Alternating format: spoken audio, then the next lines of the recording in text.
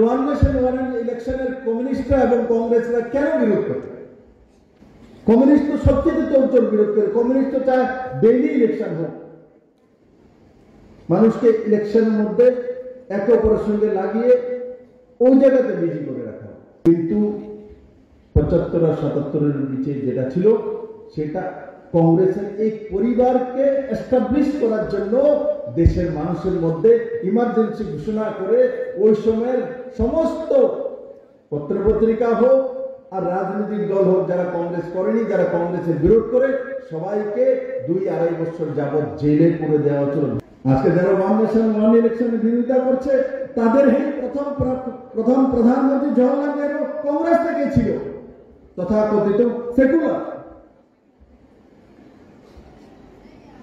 এদের কারণে আজকে আলাদা আলাদা সময়ে সময়ে বিধানসভা ইলেকশন হচ্ছে, কারণ তাদের নিজের স্বার্থের কারণে এরা বিভিন্ন সময়ে রাষ্ট্রের মধ্যে যে রাজ্যগুলি আছে সেগুলোর মধ্যে 356 ধারা জারি করে সেই গভর্নমেন্টকে অনৈতিক ভাবে সেই গভর্নমেন্টকে ফেলার ব্যবস্থা এরাই করেছে।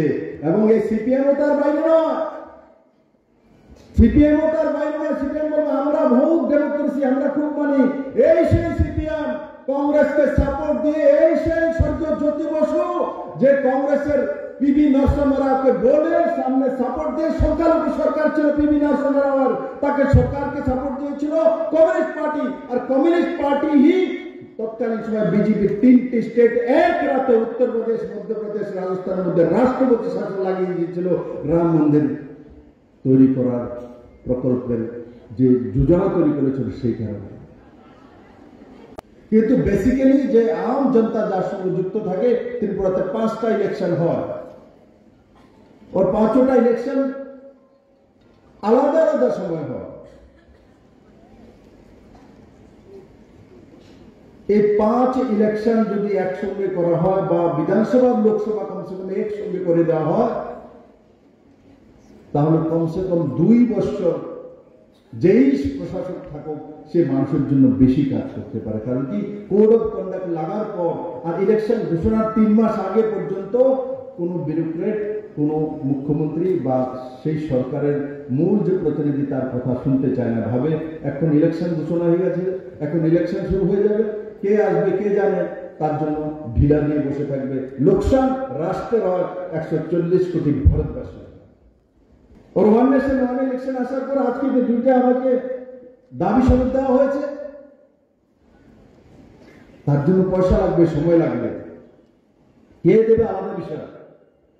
কিন্তু এটা আমি ভারতের বুঝি, এতটা বিপ্লবদের বুঝে ওয়ান নেশন ওয়ান ইলেকশন হলে ভারতবর্ষের মানুষের লাভ হবে। কারণ কি, একসঙ্গে ইলেকশন হয়ে গেলে আমরা কাজ করার সুযোগ বেশি পাবো, দেশের আর্থিক উন্নয়ন হবে, আর্থিক যখন উন্নয়ন হবে নিশ্চিত ভারতের অন্তিম জনের উন্নয়ন হবে। আর নরেন্দ্র মোদীর নেতৃত্বেই সরকার আসার পর যারা অন্তোদয় পরিবার ছিল তাদের মাঝখান থেকে 25 কোটি লোক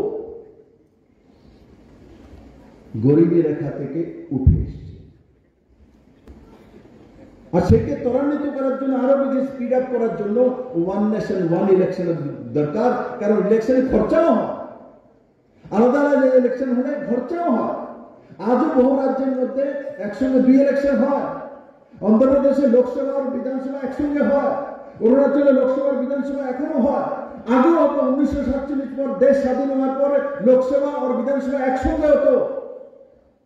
কেন লোকসভা আর বিধানসভা এখন একসঙ্গে হয় না? দেশ স্বাধীন হওয়ার পরে তো হতো। তার জন্য দায়ী কংগ্রেস পার্টি।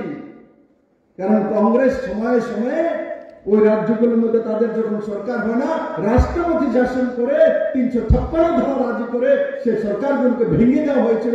সেই কারণে সেই বিধানসভার ডেট চেঞ্জ হয়ে গেছে। না হলে দেশ স্বাধীন হওয়ার পর লোকসভার বিধানসভা একই সঙ্গে হতো, একই সঙ্গে ইলেকশন হতো। কংগ্রেসের কুকর্মের কারণে আজকে ভারতবর্ষের মধ্যে আলাদা আলাদা সময় বিধানসভার ইলেকশন আর লোকসভার সময় কম হয়। 2-3টা স্টেট লোকসভার সময় হয়ে যায়। যেমন উড়িষ্যার ইলেকশন লোকসভার সময় হয়েছে, অরুণাচল ইলেকশন লোকসভার সময় হয়েছে, অন্ধ্রপ্রদেশ ইলেকশন লোকসভার সময় হয়েছে তো। এবার 2025-এ কেন রাজ্যের লোকসান হয়ে গেছে? ফায়দা হয়েছে।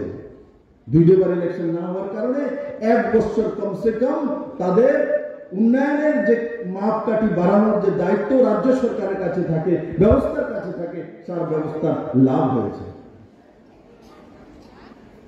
এগুলো তো হচ্ছে বিজেপির হঠকারী রাজনীতি। মানুষের দৃষ্টি অন্যত্র ঘুরিয়ে দেওয়ার জন্য এই জিনিসটা তৈরি করে আনা হয়েছে।